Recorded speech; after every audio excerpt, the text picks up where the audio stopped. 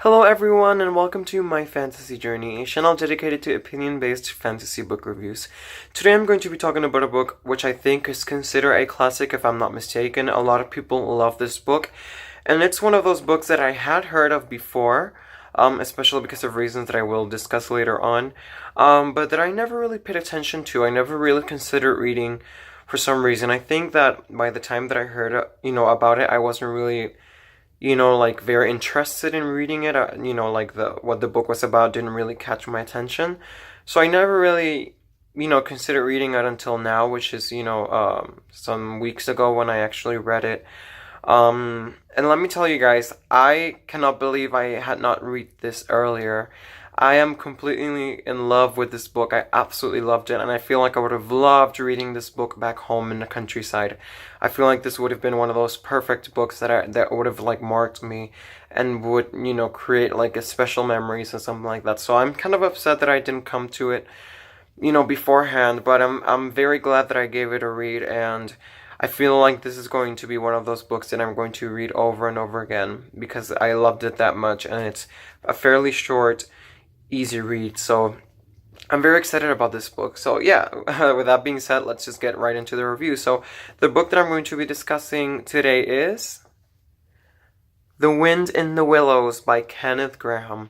Now, something that I must say first, I'm very happy that I finally have an author with my name because this is the first Kenneth that I've read from. So that's really cool. This edition specifically is not I mean, it's pretty, it is, but it's really simple, it's not like the best edition that I've seen, obviously, but it is the one that I got because I wasn't sure if I was gonna like the book or not, and, I didn't want to get, like, an expensive edition if I wasn't gonna like it, so I went with this one, it was nice, and it was in very good conditions also, so, yeah, and it had really nice illustrations, so I went for this one, and let me tell you guys, I hope, I love this book so much that I hope that in the future, maybe for Christmas, I'll get another edition. Maybe the illustrated edition by Inga Moore. She did like this beautiful illustrated edition that, unfortunately, from what I've heard, was like the text itself was cut, but the images are so beautiful. I could have like the original text side by side with the images, and I think that would be so magical and so much fun. So yeah, but anyways, let's just get right into the review. So yeah, The Wind in the Willows. I'm gonna tell you a little bit of what this book is about. It's kind of hard to tell you what this book is about because it's kind of like, I don't know, for me it was a little bit strange because of the events, the way they happen and stuff like that. So I'm just going to go ahead and read what it says behind the book. It says here, one sunny spring day, Mole decides to visit the riverbank. There he meets and soon becomes firm friends with Ratty, Badger, and car-crazy Mr. Toad. Life on the river couldn't be better until Toad's reckless driving lands him in jail. When the nasty weasels and stoats decide to take over Toad Hall, it's up to the friends to save the day. So, yeah, I think that's the best, that's like the perfect short summary that I could give you, better than in my own words. So yeah, that is The Wind in the Willows. Maybe a lot of you have already heard about this book because, like I said, I think it is considered a classic. So yeah, but anyways, let's just dive right into the review. So I'm going to talk first about the things that I liked, which were a lot, actually. So yeah, so many things. Like I said, in general, I love this book. One of the things that I most love was the setting. It's absolutely beautiful. It's so cozy. It's so, rich. Like, the descriptions are so gorgeous, and, like, you could visualize everything so well. The countryside that the characters live in seems like such a lovely, beautiful place, and the surrounding area as well, not only like the countryside, but, like the area itself sounds, absolutely lovely, and the descriptions, the way that the author described everything, it sounds like a place that you would love to just jump right into the book and just see it for yourself, because it sounds so beautiful and so cozy and comfortable. And I believe this is supposed to be like an English countryside, because I believe the book does take place kind of like in England.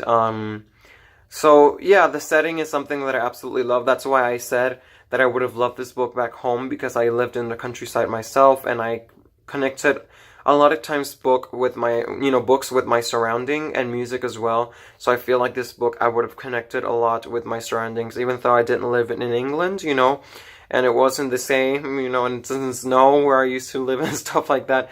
I would have still related to it, and I would have connected to it in a very special way. So I think that would have been really special. But yeah, the setting is definitely one of my favorite things about this book because it's so beautiful and so rich and detailed and just so nice. Something else that I liked was the fun characters. They're so full of personality. This is a book about animals, but you clearly can see, even though they are animals, that they're not at the same time. They have so much personality. They're so much fun. Each and every character had their own very vivid, way of being, like I said, their personality was very vivid, very, very, how do I say it? Each character had its own specific personality, and I think, they're all so much fun. There's something that I will mention in the things that I didn't like, but still, it's a small thing. But yeah, the characters are so much fun. They were so funny. There was, like, adorable, you would want to be friends with them.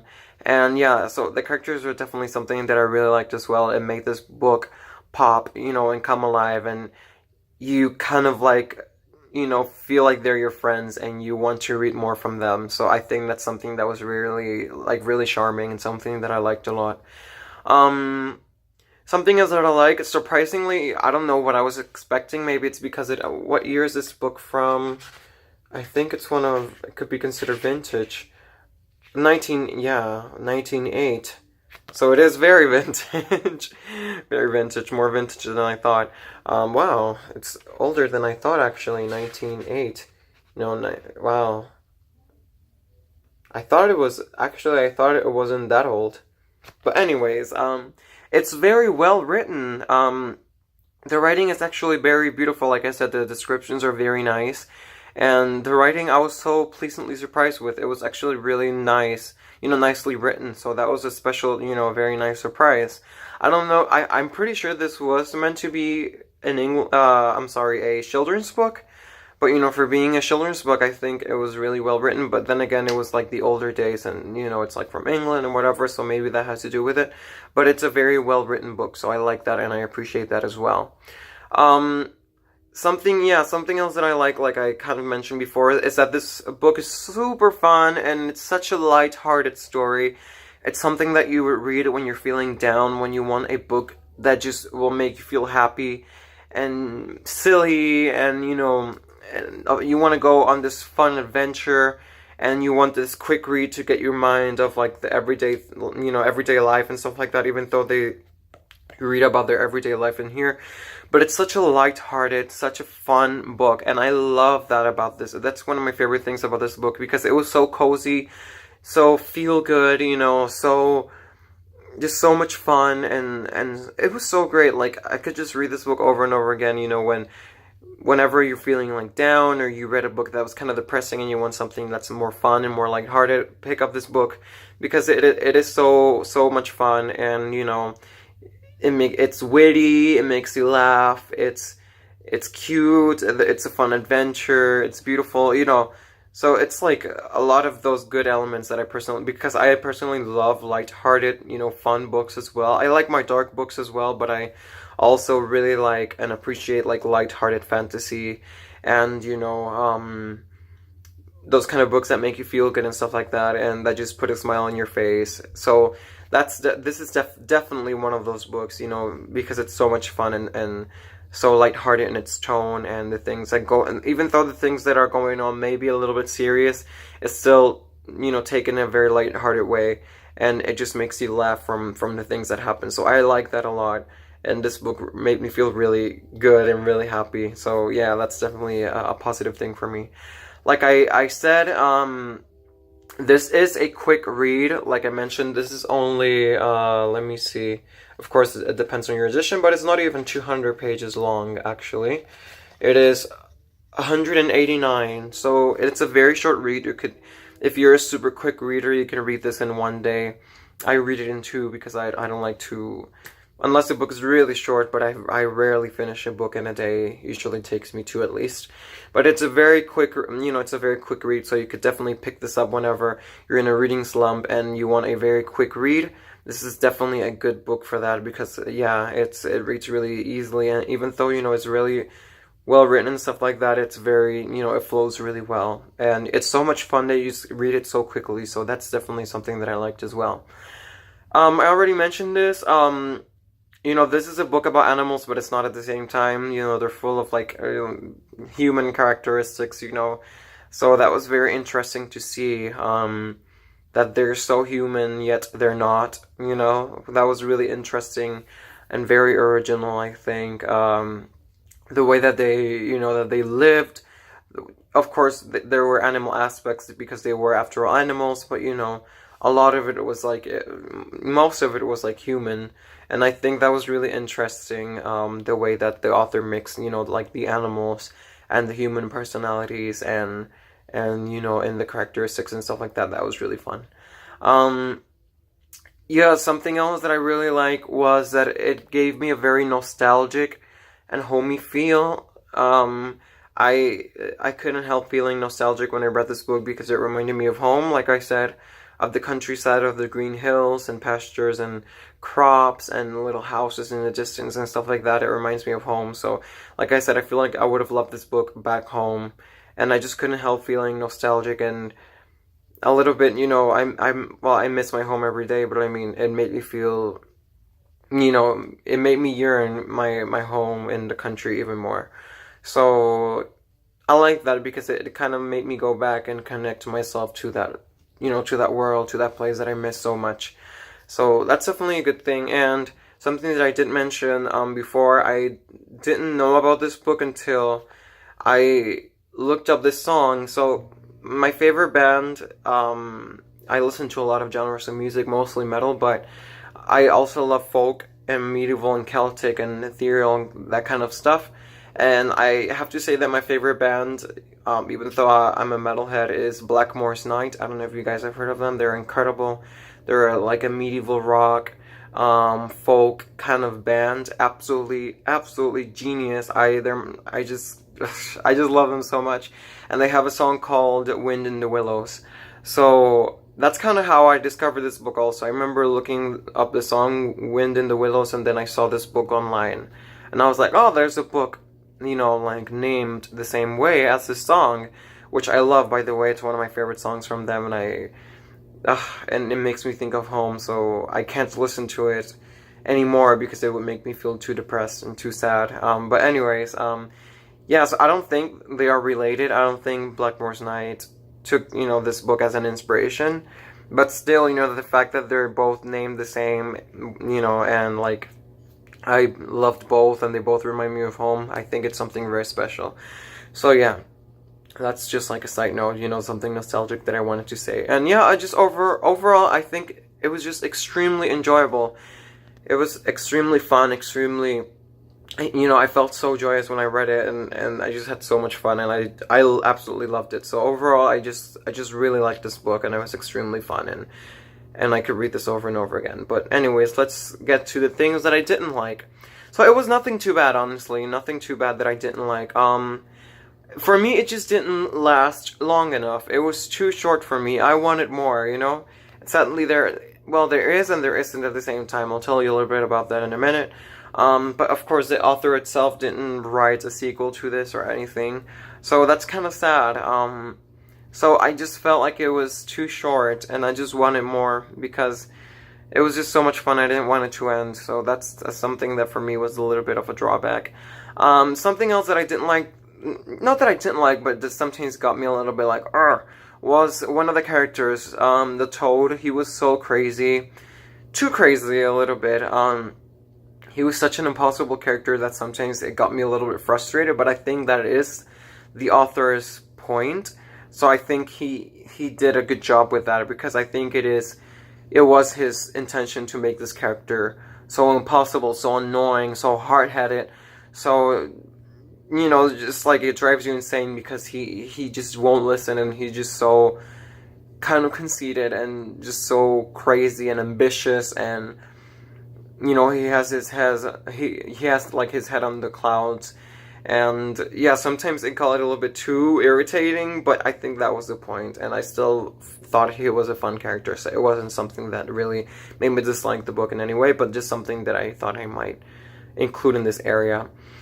Something else that I would have liked more was if we could explore more, because the world sounds absolutely beautiful and captivating and fun, you know, like the countryside that they live in sounds like such a fun place. So I would have loved to explore a little bit more.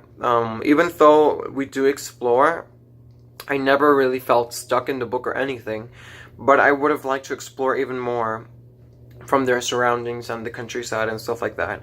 So that's something that I would have liked to see a little bit, you know, more broad, you know, kind of world. But anyways, something else that I kind of got me like, was that the real, so to say, the real problems really start pretty much at the end of the book. Like it literally just starts with, you know, there are hints of problems that might happen, with the toad and stuff like that. But it is really in the end when the real big problem happens. You know, in the beginning, there are things that didn't even have to do with the toad, and, you know, had to do more with the everyday lives of the other characters, you know, Ratty and Molly and Badger and stuff like that, which is okay, you know, which I actually liked a lot because it was so fun to follow their lives and the things that were going on with them, and I think that was really fun as well.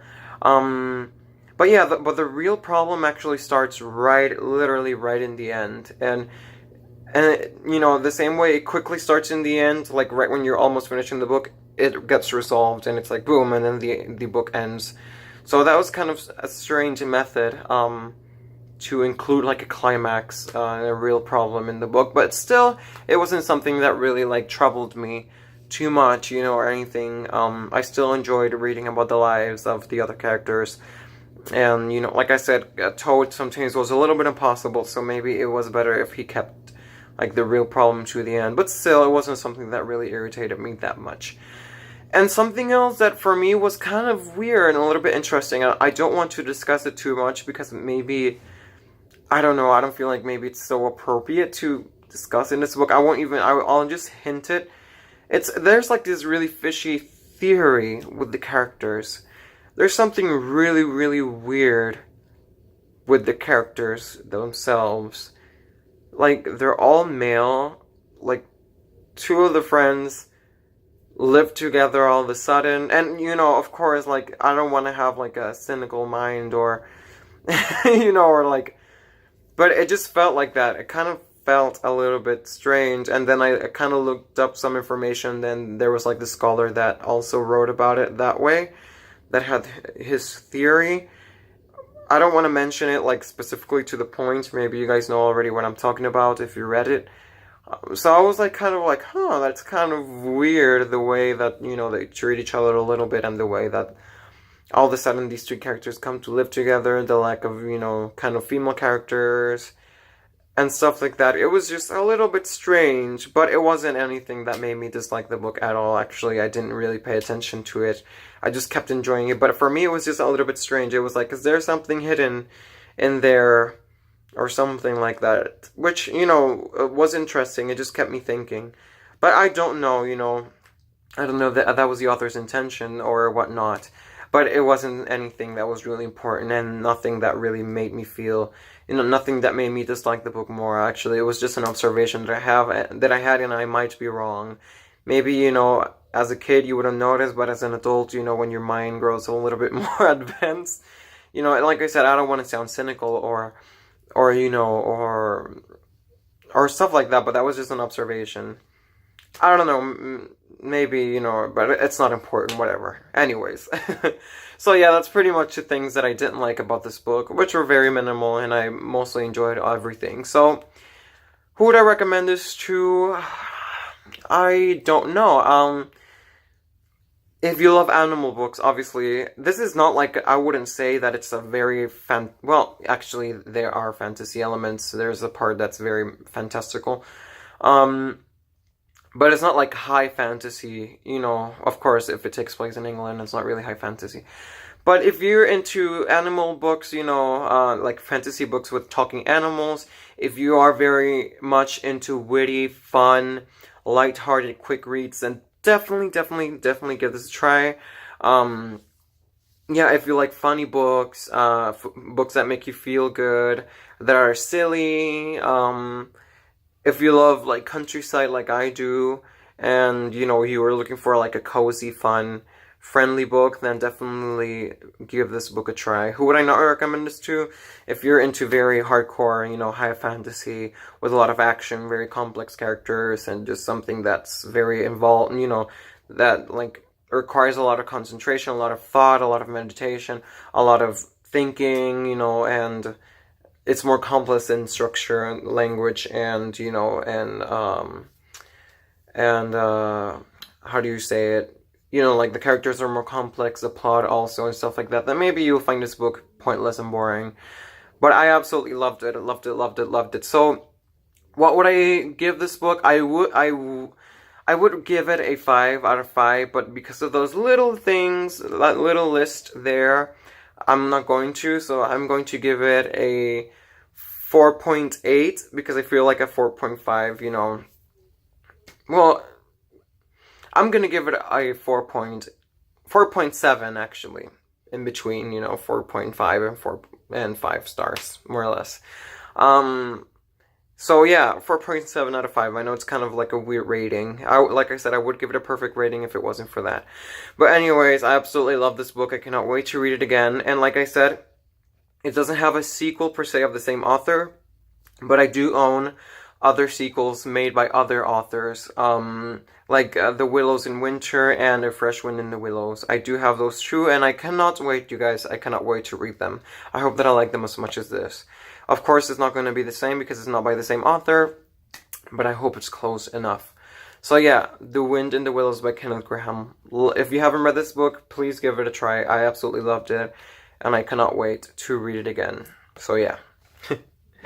So, what do you guys think about this book? Have you read it? Like I said, I know that it's a classic. A lot of people absolutely love this book. It was like a childhood book for them.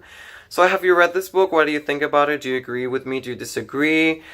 Do you know a little bit of the theory that I was talking about? Have you read like the other sequels by other authors? You know, all those things. Let's talk about The Wind in the Willows in the comment section. Let's discuss this fun and awesome book. And yeah, if you guys want to see more cool book reviews, please feel free to join me on this journey and subscribe to my channel. I will be uploading more really cool reviews on really nice fantasy books, so if you want to see that, then join me. And yeah, thank you guys so much for watching. I hope that you guys enjoyed this book review, and I shall see you on my next video. Bye. Read on.